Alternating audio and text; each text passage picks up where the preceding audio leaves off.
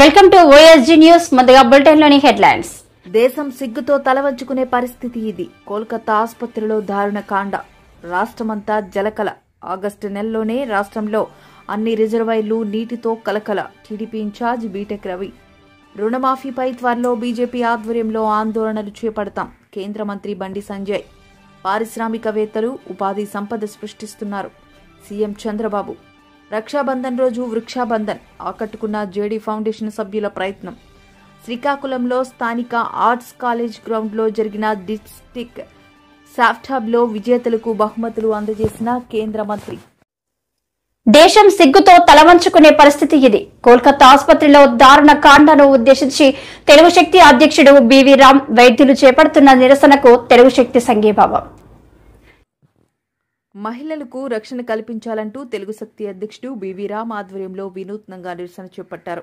సోమవారం ఉదయం RTC complex సమీపంలోని జీవీఎంసీ ప్రధాన కార్యాలయం ఎదురుగా ఉన్న గాంధీ విగ్రహం వద్ద వైద్యులు కొనసాగుతున్న నిరసనకు సంఘీభావం తెలిపారు. ముందుగా జాతిపిత విగ్రహానికి బివి రామ్ నివాళులర్పించిన అనంతరం కళ్లకు గంతలు కట్టుకుని నిరసన వ్యక్తం చేశారు. ఈ సందర్భంగా ఆయన మాట్లాడుతూ అర్ధరాత్రి మహిళ స్వేచ్ఛగా నడిచి వెళ్లినప్పుడే దేశానికి స్వేచ్ఛ లభిస్తుందని, అప్పుడే నిజమైన స్వాతంత్రమని మహాత్మా గాంధీ కలలు కన్నారన్నారు. కానీ ఆ మహానుభావుడి కలలు కల్లలుగానే మిగిలిపోయాయని ఆవేదన వ్యక్తం చేశారు.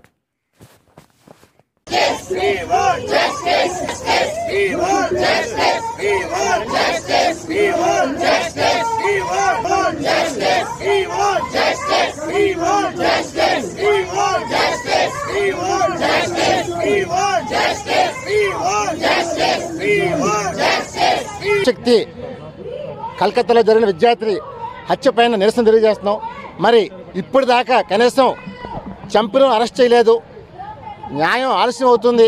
ఈవేళ దేశం మొత్తం మీద డాక్టర్లు అందరూ రోడ్డు ఎక్కి నిరసన తెలియజేస్తున్నారు. మేము ఒకటే కోరుతున్నాం, తక్షణం కేంద్రం కళ్ళు తెరుచుకోవాలి. గాంధీజీ గారు చెప్పినట్టు నిజమైన స్వతంత్రం ఇంకా రాలేదు భారతదేశానికి. 70 సంవత్సరాలు మొన్నే జరుపుకున్నాం. మరి ఈవేళ ఒక మహిళ విధులు నిర్వహిస్తుంటే అర్ధరాత్రి మానభంగం చేసి చంపి దాన్ని సూసైడ్గా చిత్రించారంటే నిజంగా మరి ఎటు వెళ్ళిపోతుంది అర్థం కావట్లేదు. ఇదో వాళ్ళు కోరేది ఒకటే, కామన్ ప్రొటెక్షన్ యాక్ట్ని ఇంప్లిమెంట్ జరుగుతున్నారు. మరి దీనికి ఎందుకు కేంద్రం సందేహిస్తుంది ప్రశ్నిస్తున్నాం. ఇది ఒక వెస్ట్ బెంగాల్ కాదు, అన్ని రాష్ట్రాలకు వర్తిస్తుంది.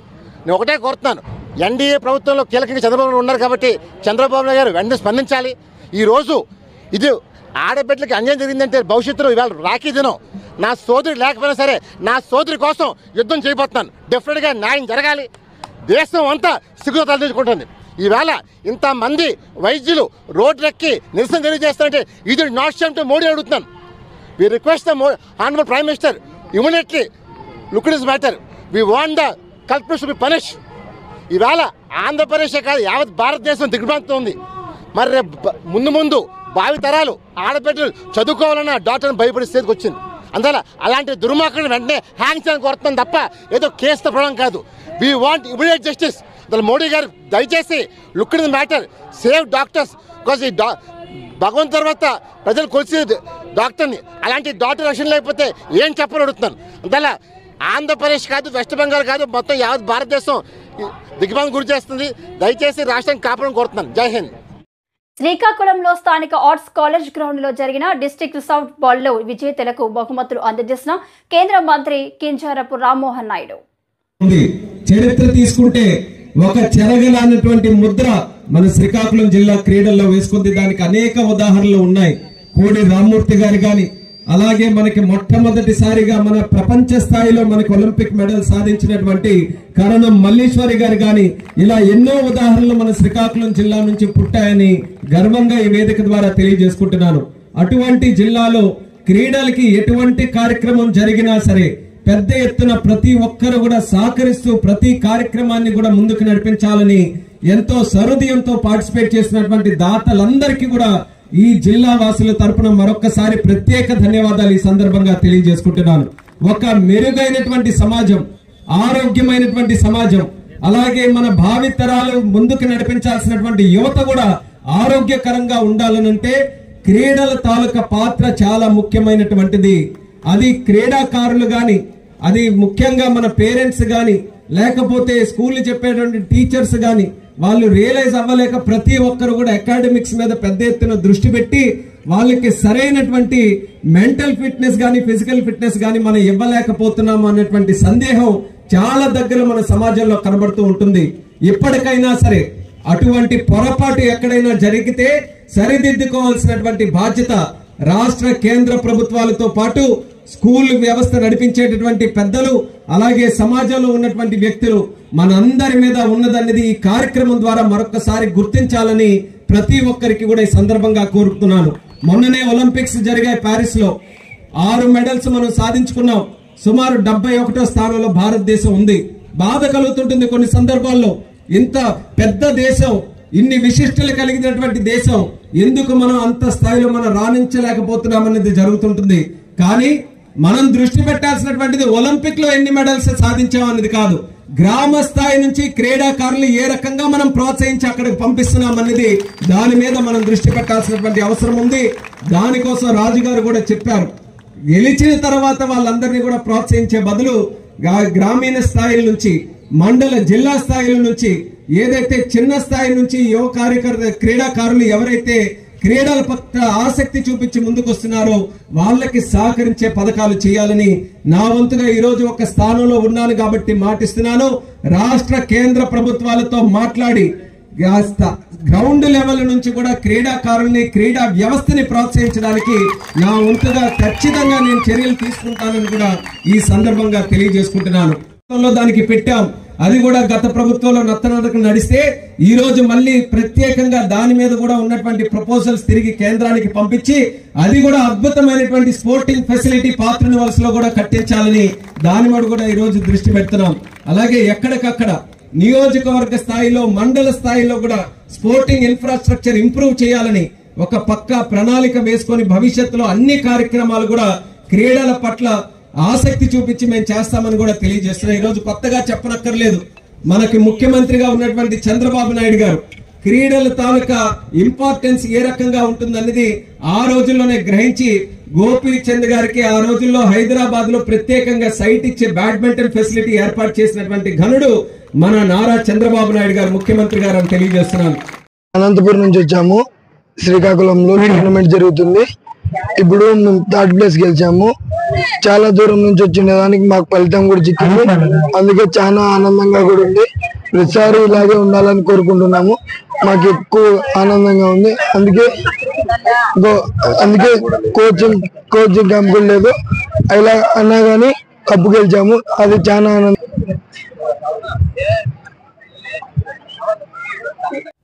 రుణమాఫీపై త్వరలో బీజేపీ ఆధ్వర్యంలో ఆందోళనలు చేపడతామని కేంద్ర మంత్రి బండి సంజయ్ కుమార్ అన్నారు. కాంగ్రెస్ అంటేనే మోసమని రైతు బంధు విషయంలో రేవంత్ ప్రభుత్వం ఘోరంగా విఫలమైందని విమర్శించారు. రైతులు రైతు బంధు రాక ఇబ్బందులు పడుతున్నారని ఆందోళన వ్యక్తం చేశారు. మహిళలకు ఇవ్వాలి, తులం బంగారం ఇవ్వాలి, స్కూటీలు ఇవ్వాలి, రైతు భరోసా ఇవ్వాలి, బోనస్ ఇవ్వాలి, నోటిఫికేషన్ 30,000 ఉద్యోగాలు ఇస్తామని చెప్పి అన్నారు. వాళ్ళు ఇంత 12,000 ఉద్యోగాలకు మాత్రమే నోటిఫికేషన్ ఇస్తామని చెప్పి అంటున్నారు. మరి 30,000 ఉద్యోగాలు ఏ దేశంలో ఇచ్చారు? ఇండియా, బంగ్లాదేశ్ ఇచ్చిరా, పాకిస్తాన్లో ఇచ్చిరా? నోటిఫికేషన్ అయ్యలేదు, ఉద్యోగాలు ఇస్తామని చెప్పి అంటున్నారు. వీళ్ళు ఎవరికి ఇచ్చిన ఉద్యోగాలు? మరి దాని గురించి ప్రజలు అడుగుతున్నారు. వాళ్ళ ఇల్లు లేక ప్రజలు ఇబ్బంది పడుతున్నారు, దాని గురించి అడుగుతున్నారు. 4,000 రూపాయలు ఆసరా పెన్షన్ ఇస్తారు, దాని గురించి అడుగుతున్నారు ప్రజలు. ఈ పార్టీ ఆ పార్టీ ఎడుతుంది, ఆ పార్టీ ఈ పార్టీ ఎడుతుంది. మాకైతే బీఆర్ఎస్ పార్టీని చేసుకోవాల్సిన అవసరం మాకు లేదు, కాంగ్రెస్ పార్టీకి అవసరము. ఎందుకంటే ముఖ్యమంత్రులు కావాలని చెప్పి చాలామంది కలలు కంటున్నారు. ఎవరిది వాళ్ళు మాకు ఎమ్మెల్యేల మేము సంఖ్య పెంచుకోవాలి అని చెప్పి ఎవరిది వారు సొంతంగా ప్రయత్నాలు చేసుకుంటున్నారు. కాబట్టి ఏం చేసుకోవాలి? బీఆర్ఎస్ పార్టీలను కొనుక్కోవాలి. నా సొంతంగా నా ఎంబడి ఒక 30-40 మంది ఎమ్మెల్యేలు ఉండాలని చెప్పి కాంగ్రెస్ పార్టీలో చాలామంది నాయకులు ప్రయత్నం చేస్తున్నారు, మంత్రులు చాలామంది ప్రయత్నం చేస్తున్నారు. ఎందుకంటే నెక్స్ట్ ముఖ్యమంత్రి కావడానికి. ఇప్పుడు బీఆర్ఎస్ వాళ్ళు మా పార్టీలో చేరితే మా ప్రభుత్వం వస్తుందా? మాకేం అవసరం? మాకు బీఆర్ఎస్ పార్టీ చేరితే ప్లస్ అవినీతి పార్టీ, ఒక కుటుంబ పార్టీ. అది కాంగ్రెస్ పార్టీకి అవినీతి పార్టీ, కుటుంబ పార్టీ, ఆ రెండింటికి కరెక్ట్ కలుస్తుంది, జోడి కలుస్తుంది. మేము అవినీతికి వ్యతిరేకం, మేము కుటుంబ పాలనకు వ్యతిరేకం. ఆ రెండు జోడి వాళ్ళ సిద్ధాంతాలు కానీ, వాళ్ళ ఆలోచన విధానాలు కానీ, వాళ్ళ వ్యవహార శైలి కానీ, వాళ్ళ పాలనా విధాన నిర్ణయాలు కానీ అన్నీ కూడా ఏ విధంగా మోసం చేస్తారు, ఏ విధంగా మభ్య పెడతారు, మాయమాట చెప్తారో ఆ రెండింటికి జోడి పక్కా కుదురుతుంది. కాబట్టి అవి రెండు కలుస్తాయి, గ్యారంటీ కలుస్తాయి అవి. ఇదంతా ఏంటంటే ప్రజలు ఏమనుకుంటున్నారు, బీఆర్ఎస్ పార్టీ ప్రజల్లో ఏ విధంగా వ్యతిరేకత ఉన్నదా మంచి ఉందని తెలుసుకోవడానికి కాంగ్రెస్ పార్టీ ఆడుతున్న నాటకాలు ఇవి. ఆల్రెడీ ప్లాన్ సక్సెస్ అయింది. లేకుంటే ఇలా కేసీఆర్ కుటుంబాన్ని లోపటేయాలి, వేసిరా అంటే కేసీఆర్ అంటే ఆయనకి ఏం తెలుసు అంటే ఇలా అసలు విషయం ఏంటంటే ఇలా ఫోన్ ట్యాపింగ్, కాళేశ్వరం, డ్రగ్స్, ఇంతకుముందు బీఆర్ఎస్ పార్టీ సిట్ చేసినప్పుడు ఆ కేసులు అన్ని వీళ్ళు తిరగదోడతామన్నారు. ఒక్కర్లేదు. ఎందుకంటే కేసీఆర్ అనే వ్యక్తి పోయి ఢిల్లీలో కప్ప మంచిగా సమర్పించుకొని వచ్చినారు. ఢిల్లీలో ఎవరిని పట్టాలి, కాంగ్రెస్ పార్టీలు అంతా లాబీకి ఫుల్ పుట్టుపోటాయి. ఢిల్లీ పోయి ఎవరితో మాట్లాడాలి, ఎవరికి ఏమి ఇవ్వాలో అన్నీ ఇచ్చి పుచ్చుకునే ధోరణి ఇచ్చి పుచ్చుకొని అయిపోయింది కాంగ్రెస్ పార్టీకి, బీఆర్ఎస్ పార్టీకి. కాబట్టే ఫోన్ ట్యాపింగ్ కేసు వరకెక్కింది, కాళేశ్వరం కేసు అడ్రస్ లేకుండా పోయింది, డ్రగ్స్ కేసు బయటగా మాడతలేరు, ల్యాండ్ స్కామ్, శాండ్ స్కామ్, అన్ని ఏ స్కామ్ల విషయంలో కాంగ్రెస్ పార్టీ నాయకులు మాట్లాడతలేరు. ఎందుకంటే కేసీఆర్ గారు ఎవరికి ఏం అప్పచెప్పారు, అక్కడి నుంచి ఏం ఒత్తిడి రావాలో ఒత్తిడి వచ్చింది. కాబట్టి అన్నీ అయిపోయినాయి, మాట ముచ్చట అయిపోయింది. ఇక చేరికలు మాత్రమే, కలుపుకుంటూ మాత్రమే ఉంది. ఇక మాట ముచ్చట పక్క ఢిల్లీ అయిపోయింది, కాంగ్రెస్ పార్టీకి బీఆర్ఎస్ పార్టీకి అయిపోయింది, మాట ముచ్చట అయిపోయింది. నెక్స్ట్ విలీనం మాత్రమే బాకీ ఉంది. అది కూడా మంచి ముహూర్తం కోసం చూస్తున్నాడు, అది కూడా విలీనం అయిపోతుంది. ధన్యవాదాలు.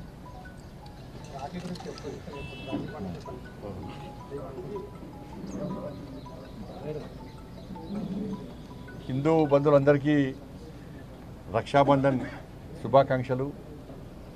ఈ రక్షాబంధన్ అక్క చెల్లెలు, అక్క అన్న చెల్లెలు అన్న సంబంధంతో పాటు పారిశ్రామికవేత్తలు ఉపాధి సంపద సృష్టిస్తున్నారని సీఎం చంద్రబాబు తెలిపారు. శ్రీ సిటీలోని బిజినెస్ సెంటర్లో పలు కంపెనీలలో సీఈఓలతో నిర్వహించిన సమావేశంలో ఆయన మాట్లాడారు. పరిశ్రమల ద్వారా ప్రభుత్వానికి ఆదాయం సమకూరుతుందని అన్నారు. Always I'm having so much of pleasure in interacting with industrialists. You are creating jobs, you are creating wealth. When you create wealth, automatically government will get more revenue. Thereby we can do better welfare, better empowerment. What all we have to serve the people at most efficiently, it will happen. Not now. That is my brand from the beginning. I am pro-investment in India. Economic reform started in 1991. I became Chief Minister in 1995 first time. This is the fourth time. Combined Andhra Pradesh, now Navya Andhra Pradesh. Even I am the first politician to visit different countries to attract investment. It may be America, it may be Japan, Europe, Singapore, so many countries for that matter. I strongly believe nowadays world has become a global village. From then and today, I am seeing the difference. When I started economic reforms in 1995, at that time I thought information technology is the right way to put Indians on global map. That is how with one high-tech city, I started construction with PPP model. Today, I am very happy, day by day development has taken place. If you go to any country today, Indians are inevitable for any development. IT means Indian. For every 4 IT professionals in the world, one is Indian. Among Indians, out of 4, one is from Andhra Pradesh. That is the strength of Andhra Pradesh. That is the first mover advantage. Few issue the Japanese companies currently facing critical issue. The first one is the pending of incentive. Some of our members companies had yet to receive the promised refund for the incentive granted by Your Excellency's previous administration. So we kindly request your administration to expedite the resolution of this pending. And there are also some more issue which affect our financial stability, disrupt business operations, and hamper productivity. Due to time constraints, I will not go into the detail today, but we have prepared later, and I would like to be happy if you would accept that I will pass it your Excellency Secretary it later. రాష్ట్రమంతా జలకళ. August నెలలోనే రాష్ట్రంలో అన్ని రిజర్వాయర్లు నీటితో కలకల. వీటికి తోడుగా బులుగు media, పిల్ల సైకోల ఏడుపులు.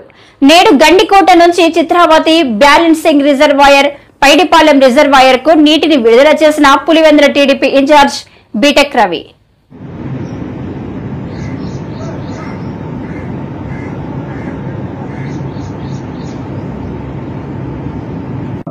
తర్వాత ముఖ్యంగా పులివెందుల నియోజకవర్గంలో ఉండే 2 ప్రధాన డ్యామ్లు అయినటువంటి చిత్రావతి రిజర్వాయర్ కావచ్చు, అలాగే పైడిపాలెం కావచ్చు, అక్కడికి ఈరోజు గండికోట జలాశయం నుంచి కూడా పంపింగ్ స్టార్ట్ చేయడం జరుగుతూ ఉంది.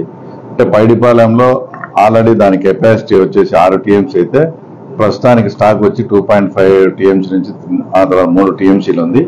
తర్వాత ఇక్కడికి డైలీ కూడా 500 క్యూసెక్ల సామర్థ్యంతో ఆ తర్వాత ఇక్కడ పంప్ హౌస్లు అంతా స్టార్ట్ చేయడం జరుగుతుంది.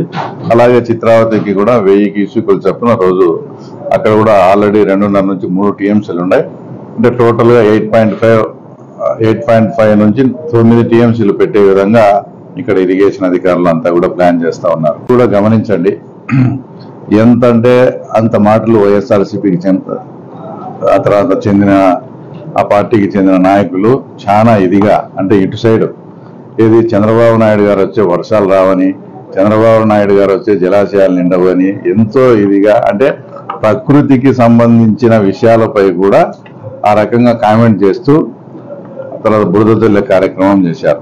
తర్వాత ఈరోజు గమనించండి, 40 years చరిత్రలో ఎప్పుడే కూడా ఆగస్టు నెల మొదటి వారంలో శ్రీశైలం కానీ నాగార్జున సాగర్ కానీ నిండిన చరిత్ర లేదు.